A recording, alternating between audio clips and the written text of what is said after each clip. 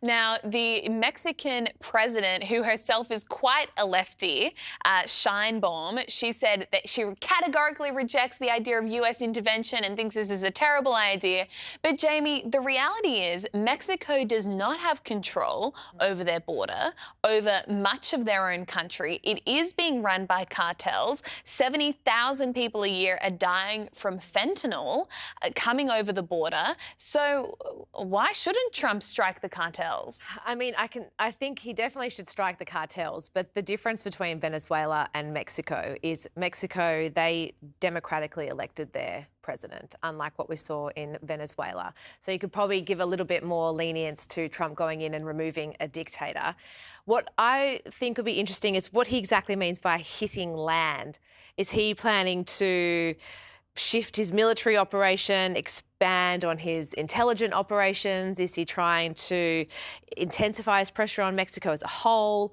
That's what's going to be, I'm interested to see what his words mean by saying hitting land. Well, we did see in Nigeria, after all of the Nigerian Christian persecution stuff reached its height, the Trump administration did strike some of the Islamists in the north that were terrorizing Christians. And so there is precedent for this. This is, of course, how they started in Venezuela, targeting the drug boats. So what do you think, Kel? Do you support it?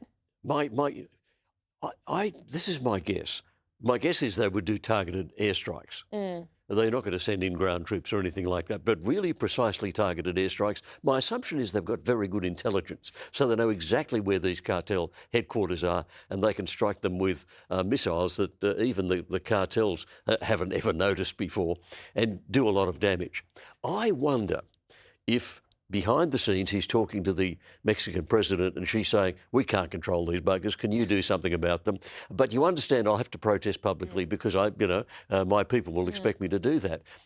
I don't think he's going to do this unless he knows where he's going and he knows what the reaction is going to be. So I suspect Marco Rubio is a very good Secretary of State. He engineers very good deals. I would guess he may be talking to Claudia Scheinbaum and saying, look, you can't control these people. We'll control them for you. This is what we do. Be very precise, very narrow, just hit the headquarters of the various drug cartels.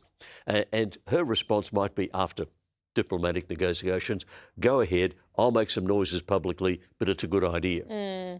Yeah, look, I think there could be some merit in that. Of course, another sticking point in the US-Mexico relationship was the remittance tax, because billions of dollars get sent back to Mexico. Trump said one of his election promises was that's going to be taxed and collect millions of dollars for the government. So maybe there could be some give and take on that. And of course, for Trump, it's all about the art of the deal. So I think you're right, Kel. There's probably a lot more to this story that we're not seeing.